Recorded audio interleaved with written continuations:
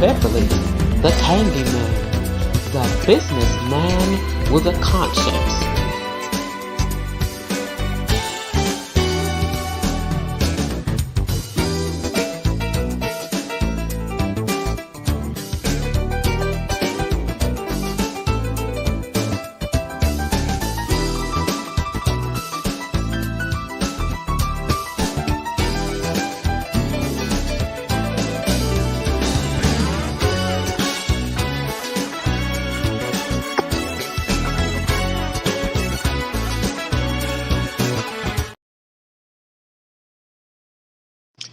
Hello, everyone. This is John Beverly, the businessman with conscience, here at the Alkemalon Village, where each one reach one, each one teach one brick, one building, one block at a time.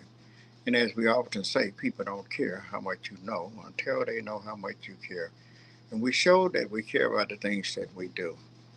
And today, first of all, most important, I just want to take a little bit of time out just to let you guys know and kind of remind each of you that it's very important that we point out to one another from time to time to let each other know that you are somebody.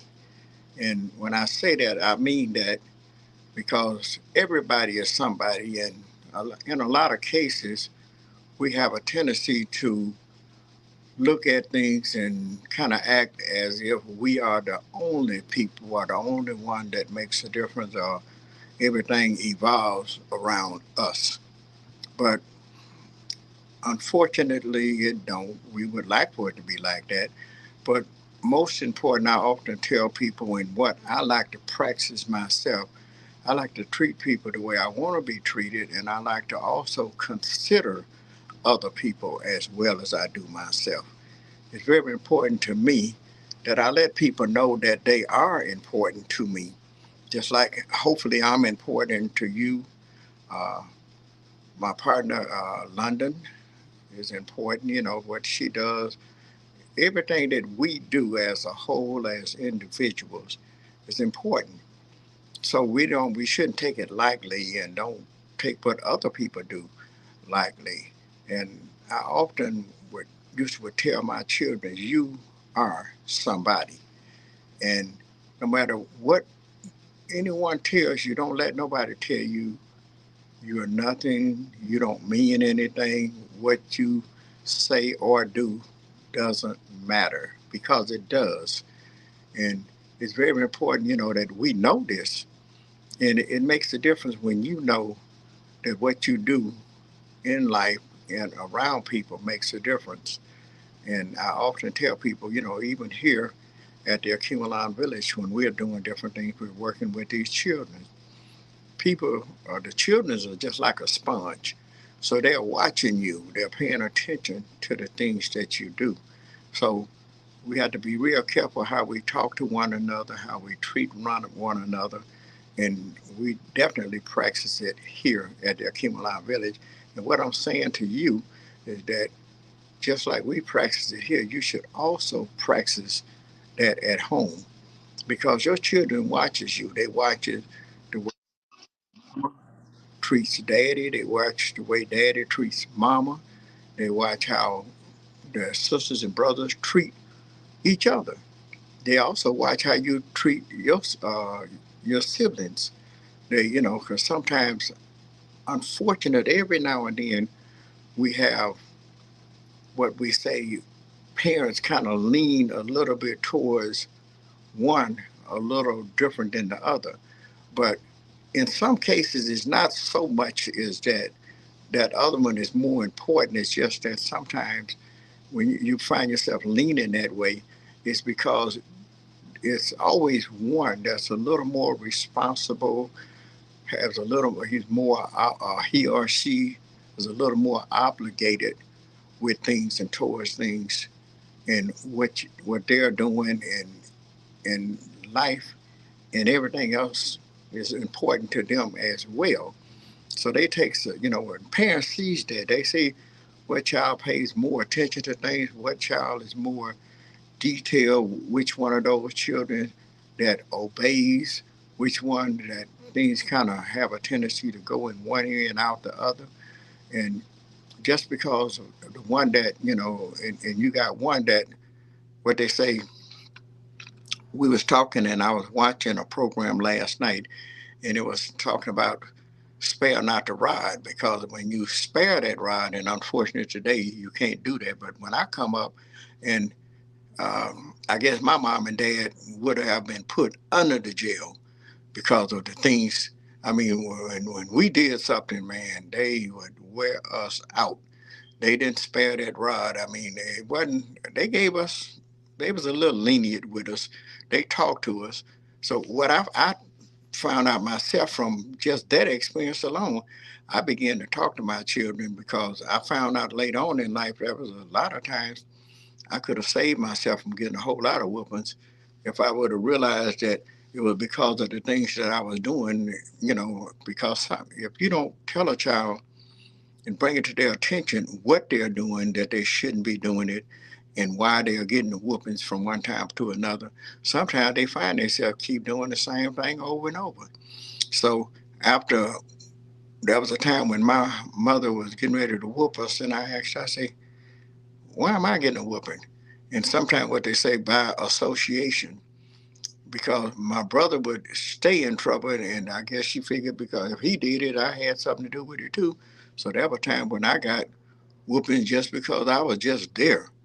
And after I found out that that was the case, I began to kind of make sure that I would be far away from different things, and then I began to think about things before I did it as well, because sometimes we can make that pimp decision, as I often say, make a decision to either do what you're gonna do and suffer the consequences, which, rather if they're good or bad. Now, if you do what you're supposed to do to keep from getting a whooping, I mean, there's no bad consequences to suffer. So, you know, back to, like I say, everybody is somebody. So, and we have to just treat each other like we're somebody. Let's talk to one another, husband and wives, you know, communication. Let's talk to one another. Sometimes you don't quite understand the other. Let's sit down and talk about it. Let's not be mad all day and half of the night and all week long. Let's get this aired out and move on to another subject or something else, because life is too short to be living like that, to be walking around with the mumps. You in the same house, and moms and dads. I also want to say this to you: you two should be on one accord. And what I mean by that is when mom tell the kid that they can't do something, dad, you should back her up. And mom, when dad tell the kids that they can't do something, mom, you should back dad up. Y'all should be on the same page. It shouldn't be where if I tell the child to not to do something and all they did is okay, and then go running back to mom, and then mom tell them it's okay. Because when we was coming up, my mom and dad would actually say, what did your daddy say? Or what did your mama say? So we didn't play those kind of games, and we stayed out of trouble as well. And we have children here that I find out, and take the time out with your children and talk to them, teach them right from wrong, teach them how to respect one another, adults as well.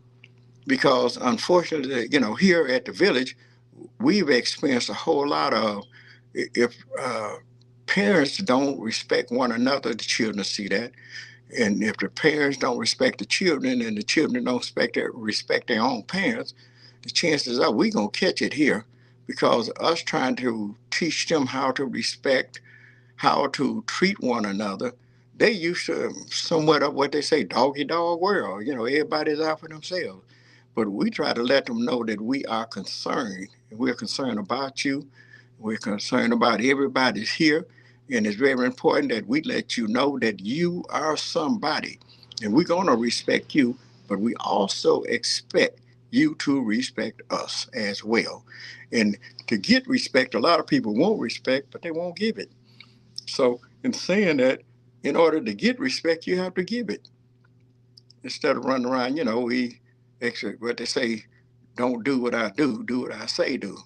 Well, if that's what you practicing, you could tell people don't do what you do what I say do, but they watching what you do.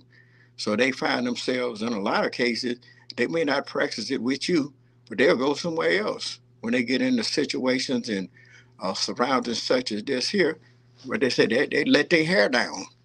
They begin to disrespect, talk to adults any kind of way, like they're children or something. But we, as parents, before you send your child out anywhere, in a lot of cases, unfortunately, when those kids disrespect the grown up, and if the grown ups, and sometimes will kind of get with them, and then when you find yourself, the children go back and tell mom and dad, "Mom, my instructor, my teacher said this and said that, and they told me I should do this," and then instead of the parents want to talk about it and find out what's really going on, they come back and want to get with the instructors in some cases. So if you don't want to be bothered with your kid, why do you think, if you expect us, you bring them here and you expect us to try to kind of give them some kind of guidance, some kind of, to try to teach them some kind of structure, then you have to work with us. Work with us when that child come home talking about what the teacher did, or my teacher. First of all, find out what did your child do, because a lot I've experienced here, not me personally, but I've experienced and seen with other children and other instructors here, the children disrespect a lot of the instructors. They treat their instructors almost like kids. They holler at them. They don't listen. But it's very important that we take the time out with our children, teach them how to respect one another, how to respect themselves, and let people know that they are being taught at home. So, like I say, each one reach one, each one teach one. Everybody is somebody. There's no big I and little U's. We all are somebody, and we all are important. You're just as important here as I am. And it's very important that you be here. We love having you here. We love working with you and your children's, and we appreciate you. So remember, everybody is somebody. Each one reach one. And I just want to take the time out, most important, to thank you all for taking the time out to listen to me. Sometimes I wonder, do the things I say, do it really mean anything to anybody? But am I just babbling along or what? But every now and then somebody says, "Man, I heard what you said and I like that." It makes me feel good, but I'm not necessarily just trying to say something for people to like. I just hope that what I say can help somebody. So once again, this is John Beverly, the businessman with a conscience, here at the Acumelon Village, where each one reach one, each one teach one. One building, one brick, one block at a time. And as we often say, people don't care how much you know until they know how much you care. And remember, you are somebody. Thank you and have a great day. Akubalon Village presents youth field trip events Fridays 4 p.m. to 6 p.m. and 6 p.m. to 8 p.m. ages 5 to 17. $10 per person. Minimum 10, max 15. Saturdays and Sundays 4 p.m. to 8 p.m. and 11 p.m. $200. Minimum 10, max 15. Includes a Kubalon special, hot dogs, chips, and punch. Akubalon Village's activities and amenities: air hockey, pool table games, video games, foosball, karaoke, movies, TV, cafe. Located at 7701 Harbor Avenue in Detroit, Michigan, 48213. For more information or to schedule, call 313-921-1616, 313-921-1616. Credit cards, checks, cash apps, and Zelle accepted. It's our pleasure to serve you. Culinary pleasure. Have your next social event here at Akubalon Village. Recreation, Entrepreneur Cafe. Culinary pleasure, recreation, education, culture. For more information, call 313-921-1616. 313-921-1616.